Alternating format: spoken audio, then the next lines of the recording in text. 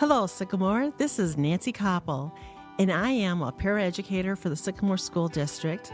And welcome to today's episode of Spartan Read Together on Spartan Chat Radio.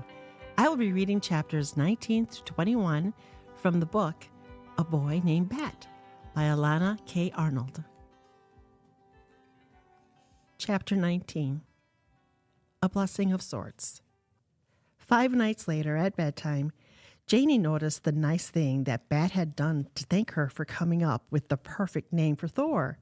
It had taken him 2 days to forgive Janie for being so mean during spaghetti night and another day to come up with an idea. He'd been waiting ever since for Janie to notice, so when she called out from her bedroom, "Mom, have you seen the top of my unicorn pajamas?" Bat felt excited. "I did all the laundry that was in the basket," Mom answered. "Well, you washed the bottoms, but not the top," Janie said. "Then you must not have put the top in the laundry basket." "Why would I put in the bottoms, but not the top?" Janie asked. "Why would I wash just the bottoms if the top was in the basket too?" Mom asked back. Then it was time for Bat to reveal the nice thing. "I know where your unicorn pajama top is," he said. "You do?" said Mom and Janie together. "Yes," Bat said. "I took it out of the dirty laundry basket." "Why would you do that?" Mom asked. "Because if I waited until after you washed it, then Thor wouldn't recognize Janie's scent." Janie had been the one to name Thor. Even though Bat didn't like the idea of sharing Thor with anyone, Janie had earned the right for Thor to know who she was. "Did you give that rodent my pajama top?" Janie's voice climbed higher and higher. "Actually," Bat said, "skunks aren't rodents. They're Mephitidae. People used to think that they belonged in the same family as weasels, ferrets, and badgers. But this scientist named Dr. Jerry Drago figured out that it doesn't matter. But Bat, Janie said, interrupting him, "Go get my pajama top right now." "But it does matter," said Bat. Janie was not interested in hearing the difference between a Mephitidae and a Muscelidae. She refused to listen to anything until after Bat had gone to Thor's enclosure and retrieved the unicorn pajama top from the pile where Thor slept. And when he tried to hand it to her, she wouldn't even take it. "It smells like animal," she said. "It smelled like animal before, too," Bat said. "Because I took it from the dirty laundry basket and it still smells like you." She didn't scream exactly, but didn't know what to call the sound that she made just before she spun around, stomped back into her room, and slammed the door. Bat felt tears gathering ready to spill. Mom came over and hugged him tight. She didn't say anything, but she rocked him back and forth in the way he liked. And after a moment, Bat felt the sting of his tears begin to fade. "It was a nice gesture," Mom murmured into his hair. Bat liked the hot warmth of her breath. "Baby skunks are easier than sisters," Bat said. "That may be true," Mom answered, "but there are lots of baby skunks in the world, and you only have one sister." Gently, she took Janie's pajama top from Bat's hand. He hadn't realized that he was still clutching it. "Come on," she said. "I'll teach you how to do laundry." "Okay," said Bat. "But first I need to check one thing." He stuck his head into Thor's enclosure to make sure the kit was settled back in after having his nest disturbed.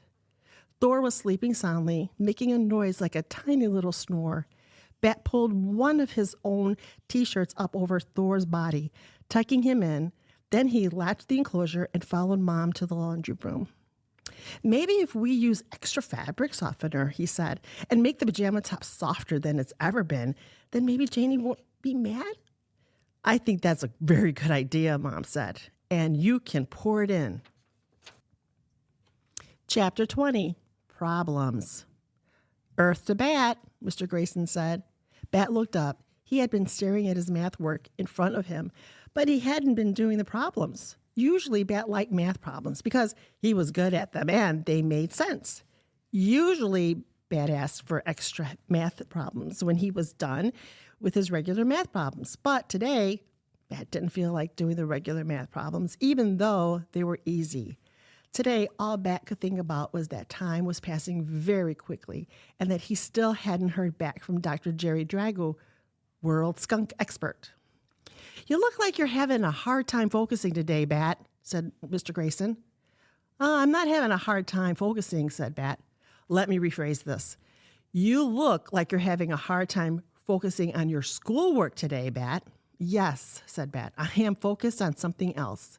He can't think about anything other than that stupid baby skunk, said Luca. Thor isn't stupid, Bat said. He felt his throat grow tight with anger. Once my dog got sprayed by a skunk when we were camping, Israel said. He was stinky for a week. Okay, said Mr. Grayson. This is all very interesting, but right now is math time, not skunk time. There should be skunk time at school, thought Bat. He picked up his pencil and forced his brain to focus on the math problems. Most of them were too easy to even bother working out on paper, but he showed all the steps because Mr. Grayson liked it when he showed his work and Bat liked Mr. Grayson. While part of Bat's brain worked with his hand to do the math work, he let another part of his brain think about skunk time. If there were skunk time at school, like math time and language arts and yoga time, then maybe Bat could bring Thor with him. Maybe skunk time would be when everyone in class did research about skunks and wrote reports about skunks and built skunk dioramas. Over the last week, Bat had spent as much time as he could with Thor, but every day he had to leave him when it was time for school. The kid's fur was growing in all over. Fuzzy, wild black hair with a bright white stripe down the center, from the tip of his nose to the tip of his tail. He was still small enough to fit, curled into a little ball in Bat's 2 hands.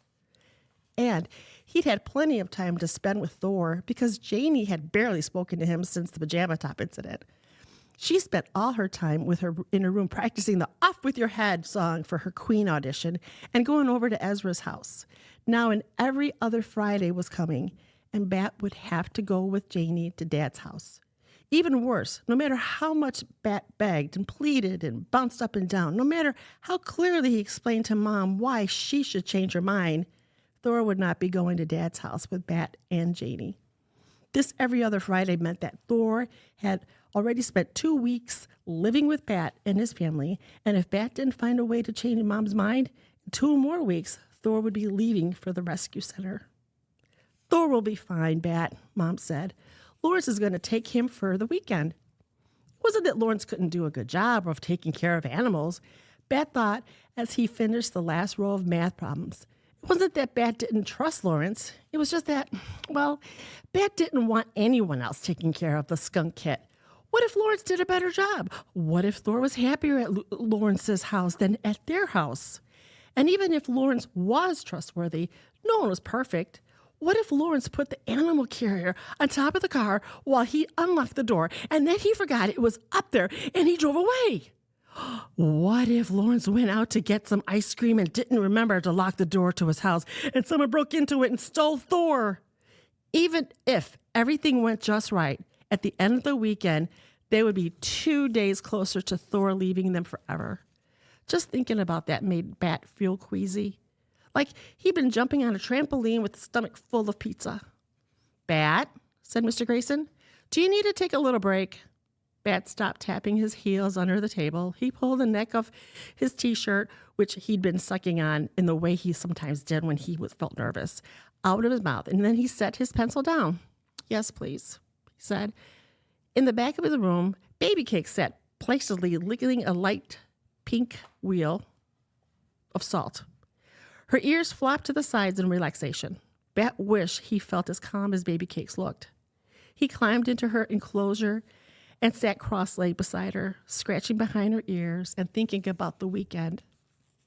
If his parents weren't divorced, then he wouldn't have to leave home every other weekend and go to his dad's dumb apartment. If his parents weren't divorced, Thor wouldn't be spending the weekend with Lawrence. Chapter 21. Organizational Systems. At least Dad liked to go to the candy store as much as Bat did. That was one good thing about every other weekends. On Saturday morning after breakfast and dishes, Dad pulled their bicycles out of his garage. Unlike the garage at home, which was twice as big and 4 times as crowded, Dad's garage was labeled and organized. Helmets were kept in a clear plastic bin marked helmets. The bikes, instead of leaning up against a wall or on each other, were pulled neatly into a bike rack like the one at school, and Dad always arranged them in order of size, left to right, large, medium, small. A metal rack in one corner held car supplies, spare containers of oil, a big jug of windshield wiper fluid, a little vacuum that sat ready on its charger. There was a tool bench, too. An assortment of wrenches swung from hooks across the front. Coffee cans held screws and nails. Sometimes Dad let Bat pound nails into pieces of scrap wood as long as he wore safety goggles. Bat approved of Dad's garage. It was just under a 1-mile ride to the Sugar Shack, Bat's favorite candy store. To get there, Bat and Janie and Dad rode out of Dad's apartment complex and down a bike path towards Central Quincy. They crossed the river on a bridge made just for bicycles and pedestrians before turning onto 3rd Street. While Bat was double-checking the lock on his bike outside the Sugar Shack, he heard someone say his name. It was Israel from school. It took Bat a second to figure out who he was because Bat hadn't ever seen Israel anywhere but at school and never on a weekend. "What are you doing here?" Israel asked. He was smiling in a way that showed almost all his teeth. He had Bat noticed a piece of something green, maybe cucumber, stuck in between the 2 front teeth. "We're going to buy some candy," Bat said. "Cool," Israel said. Then he said, "We just had brunch next door," and he pointed to the Broken Yoke Cafe. A man and woman pushing through the door just then, and they waved. Israel waved back. "That's what I would have guessed," Bat said. "You have food in your teeth." Israel's smile fell away. "Okay," said Bat. "See you Monday at school." "Hey," said Israel. "Wait." Bat waited. "I was wondering about the skunk. Do you still have them?" "Of course I do," said Bat. Then, "Well, not right now, because I had to spend the weekend with my dad." "Oh," said Israel. "I didn't know your parents were divorced." Bat didn't say anything to that because it wasn't a question. Still, Israel stood there on the sidewalk like he was waiting for Bat to say something. The grown-ups who had waved at Israel walked over and stood behind him, and now it felt like all 3 of them were waiting for Bat to say something or to do something. "Well, goodbye," Bat said, and he walked away. "Hey, Sport, is that a friend from school?" Dad's face looked just about as excited as it looked when he was watching baseball. "Bat doesn't have friends," Janie said, but not in a mean voice, just a matter-of-fact voice. I'm sure that's not true," Dad said. "It's not true," Bat answered. "Lawrence is my friend, and Mr. Grayson." "Oh, Bat, grown-ups don't count," Janie said. Then she pulled open the door to the candy store and held it for Bat to pass inside.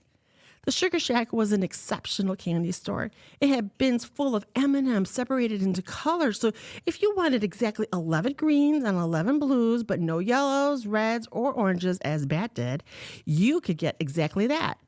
Along the back wall were all the gummies, gummy bears, gummy worms, gummy sharks, gummy hippos, gummy rhinos, gummy jellyfish, gummy dinosaurs, gummy frogs, gummy sea stars, gummy zebras, gummy camels, gummy parrots, and gummy crabs.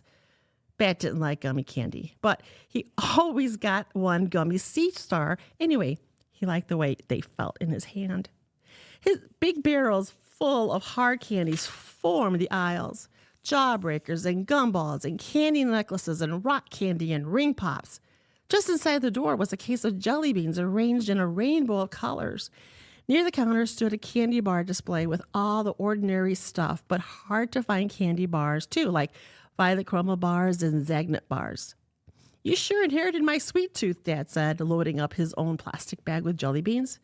"Actually," Bat said, "teeth have nothing to do with it. People taste with their tongues and their noses." "Do you stick your gummy bear up your nose to taste it?" Janie asked.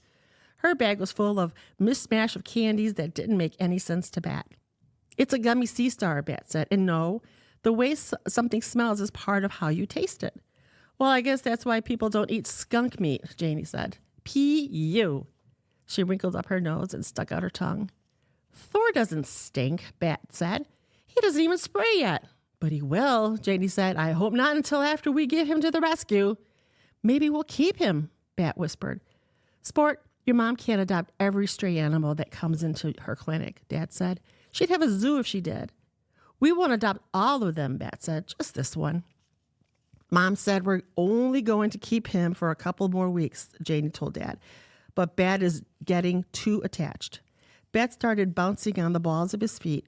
He clutched his plastic candy bag in his fist. It crinkled in a way that bothered his ears, so he loosened his fingers and let go. Blue and green M&Ms bounced and rolled across the floor of the sugar shack. Sport, you gotta be more careful, Dad said, his eyebrows pointing in at his nose. Bat felt tears welling up in his eyes. He swiped at his face with the arm of his shirt and turned toward the door. Under the sole of his shoe, he felt the crunch, squish of a flattened M&M.